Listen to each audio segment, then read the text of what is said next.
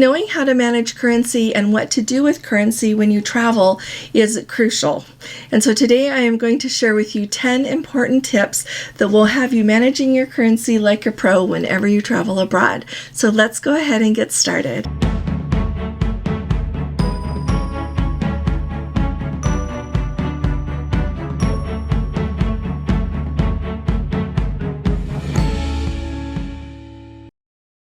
Hi there, this is Allison with Let's Go Travel Tips. If you haven't subscribed to our channel yet, will you please click that subscribe button? And if you appreciate my updates, please give this video a thumbs up. If you're new around here, welcome. We're delighted to have you with us. We talk about cruising and traveling to cruise 6 days a week, and when we go somewhere, we take you with us.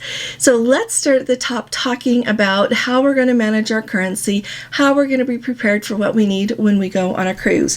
So first up, it is really important. You have to know what currency you need for all of the destinations that you're going to visit. So if you're flying just to one country and exploring just that country, that is really easy to do. You just figure that out and move forward. But if you have booked either a tour that goes to several countries or you're going on a cruise, it is really important to ascertain for each country that you're going to visit which currency you need. With the European Union being so large now, that's really handy. If you're going to Europe and the country you're visiting is in the European Union, you can be safe getting euros there to visit that place. But there are a lot of countries all over the world, even close to the EU, that are not part of the EU. So make sure that you do your research for every country that you're going to visit so that you know what you need. Now, when you're traveling in Europe, some countries will accept euros. For example, Norway comes to my mind. Norway has their own kroner, but they will accept euros.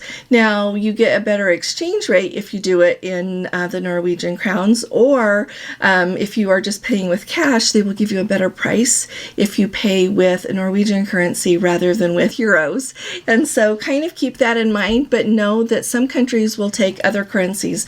When you get to a lot of countries, it depends where you are in the whole wide world, whether or not they will take US dollars, or if you're from somewhere else, say you're from the United Kingdom, if they will take British pounds, or wherever you're from. Some countries will accept your currency, others won't. Now, South America stands out to me as a destination that those places are happy as far as US dollars know, because that's what I know because I live in the United States. They are happy. They would much rather have US dollars rather than a currency, they're in their own currency. And so just kind of do the research that you need so that you know what you need when you're going to travel. That's very important. The other important thing to know with that is there's a lot of discussion and a lot of thinking that you need to do when you decide how much money, how much cash you want to get before you go on a trip. Before we go on a trip, I go to a bank. We have a bank that this is close enough to us that they will exchange currencies. So I always withdraw US dollars, go to that bank, and they will switch them to whatever currency it is that I want. The really tricky thing is trying to decide how much cash to take with you when you embark on a trip. Now, part of that is going to be determined by how long your trip is, where you're going to go visit, and what you're planning to do in the place that you're going to visit. Now, most places around the world have ATMs, and I'm going to talk to you about that in a minute, but kind of think in your mind how much money you want to have with you to get started on the trip, and pay attention to where you're going to be visiting first and second, and figure out if there are going to be ATMs available in the places that you're going to visit. That's really important.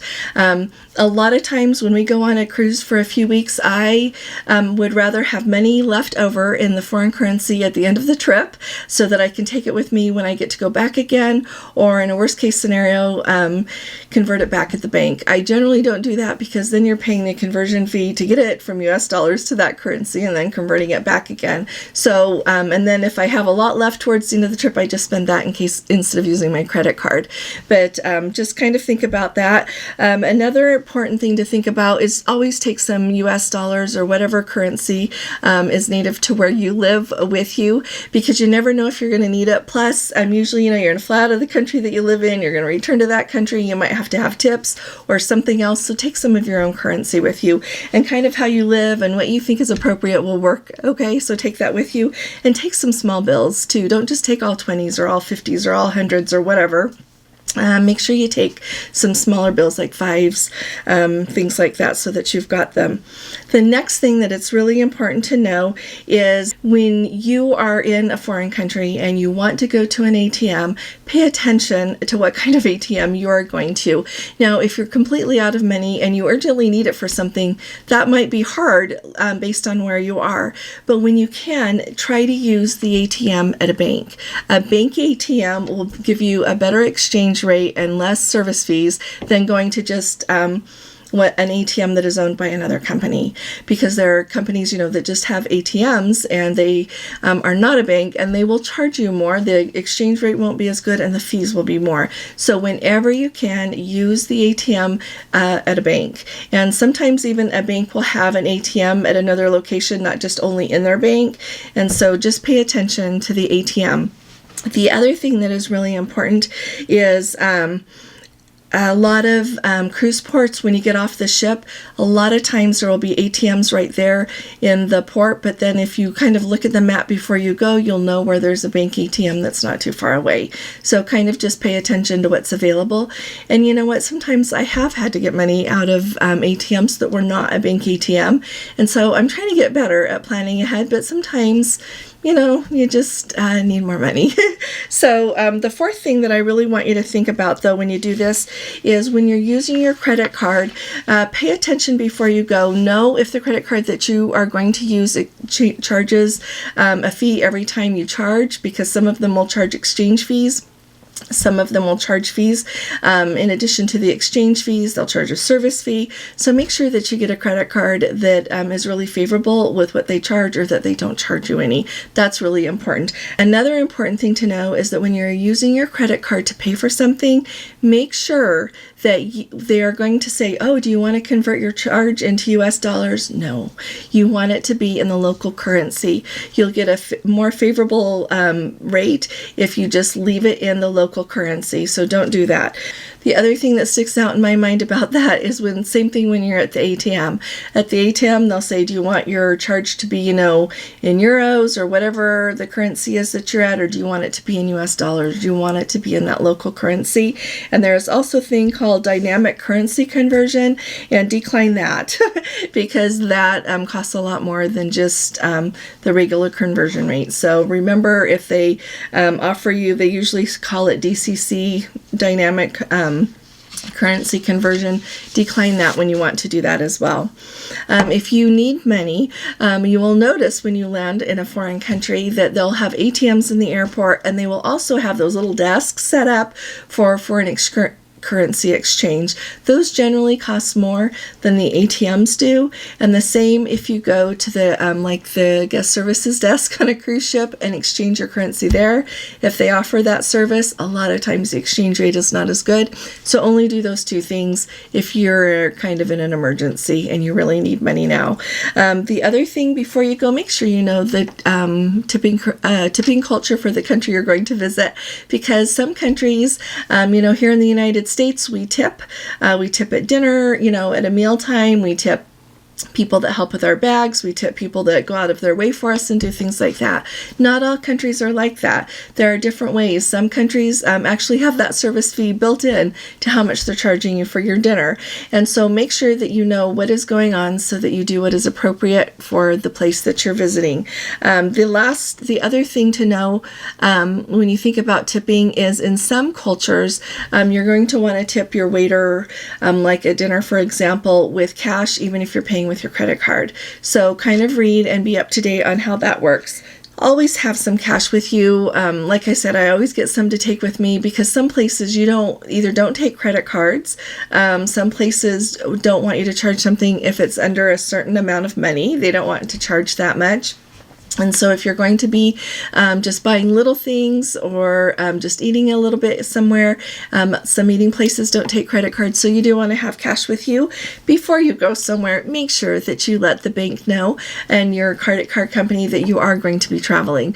American Express is the only one that I know when I have called them a long time ago to tell them I was going to go somewhere, they said, you don't have to tell us. It's okay. So I don't worry about calling American Express, but I do tell Visa, because otherwise they will block the charges is on my card, and I always let the bank know so that when I try to withdraw money at the ATM, they know that I really am in that country, and they will take down, like if I'm going on a cruise and it's several countries, they always write down, put on my account which countries I'm visiting so that they'll be aware that it's me trying to get that money. The other thing that is so important is you have to be very wise in how you manage the money that you withdraw. Try really hard, some common sense things. Try really hard not to be at the bank in the dark or at the ATM in the dark. If you are, really pay attention to what's going on around you. Try not to withdraw large sums so that if you do get robbed, that's not, all your money doesn't go. Plus, people don't see you withdrawing large sums of money. When you do take money out of the bank and take with you, don't put it all in one place. Don't have it all in one place in your purse or in your wallet or in your backpack, whatever it is. Spread it out between different locations. And if you're not traveling by yourself, like Gordon and I always, he has some of the cash, I have some of the cash, and I don't even have all the cash in one place in my purse. I have some in my backpack. As soon as we get on the ship, we put it in the safe, and when we go into ports, we don't take it all with us. We leave what we don't need in the safe and take the rest with us. So make sure that you manage that really well. If you are traveling somewhere and you feel like you need to have very much money with you or very many credit cards, use a money belt, because then if you happen to get robbed or pickpocketed, they just get a little bit, and then you still have other credit cards left and you still have more cash left. So in the comments, I would love to hear from those of you who have traveled. You've got great tips for us, things to share. It's always great to read your comments, and I know they help a lot of other people too. So thanks for joining me today, and I'll be talking to you all again really soon. You all take really good care. God bless you. Love you. Bye-bye.